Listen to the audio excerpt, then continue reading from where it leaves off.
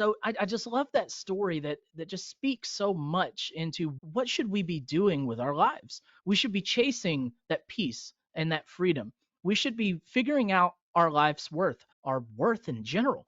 Vicky Robin has an amazing book, Your Money or Your Life, out there that teaches you how to value, the what you are actually worth being paid and how you spend your money and how to identify what dollar amount goes on your daily actions.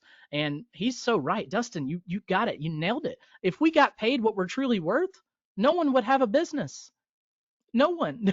Because, well, there are some people that probably don't add a lot of value to what they're doing in their jobs. And, but, we're not going to talk about them. We're talking about people that actually are go-getters and add a lot of value. They're hustlers and they're pouring their soul, they're pouring their energy into what they do. And I had a very similar conversation with my boss who, well, I was a teacher. I was a high school band director. I was a music teacher. And I went to my boss and he was the principal. I said, "Hey, Brent, I'm not going to be coming back next year. So here's next year's contract. So we're going to have to find y'all a new band director."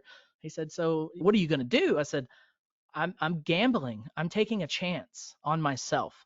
I'm taking a chance on my family, and we're going to go and do this thing." And when I explained to him what we were doing, he's like, "That sounds risky. That sounds like awful." And what comes with that usually is a bunch of white noise. I wrote a blog post about it years ago when it was like still fresh on my mind about I was still a young investor. My wife and I were still figuring things out and all the things people say, all the leaky toilets, the people trashing your apartments or the people tearing up your yards. And it's all white noise at the end of the day.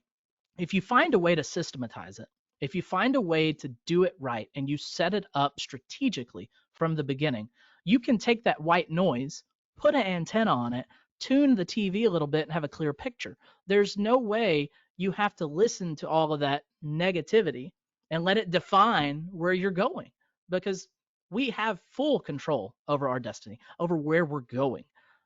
You have daily actions that you get to decide on how you're going to do it, how well you're going to do it, how hard you're going to work for it. There's just so much in that story that just riled me up, got me energized, got me excited. Oh man, y'all, this is Dustin Thanks, Heiner. man. He's Well, preaching the truth over here.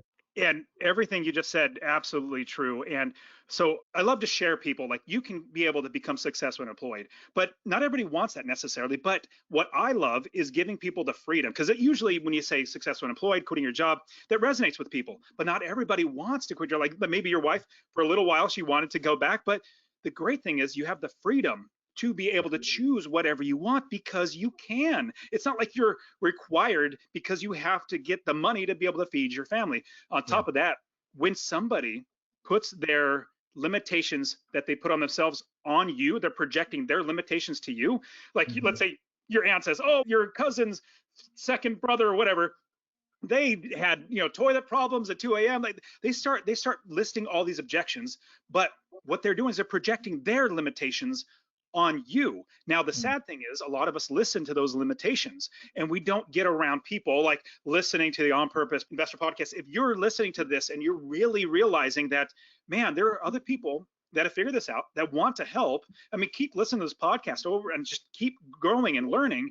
You get around the right people. And this is another reason why I built the conference, was because all of my students loved being together. And I thought, let's expand it out. Let's see how we can help more people. So what's great is, well, even for me, I'm a real estate investor and I go to the gym, I go to church, I have friends all around me, but literally nobody else in my realm of influence in my personal life invests. And so for literally 20 years.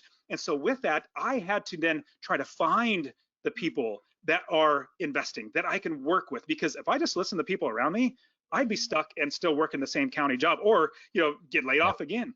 But that's the thing. We cannot let other people's limitations be projected onto us, because there is always going to be a way. Just like you said, Eric, if you figure out a way, which I love creating systems and procedures and processes in my business. And remember, I'm an investor, but what I really am, I'm a business owner. So my business owns properties. And with that, I create systems and procedures and processes so that I don't actually have to work. In fact, a lot of people have heard the book, The 4-Hour Work Week. Don't get me wrong, it's a good book. And the premise is to create your life so you only have to work 4 hours a week. Well, in my opinion, working 4 hours a week is for suckers. I don't want to work 4 hours a week. I don't want to work 4 hours a month. I basically work maybe 30 minutes a month on all my properties. I have 30 plus properties now, and syndications, hotels, and all that stuff.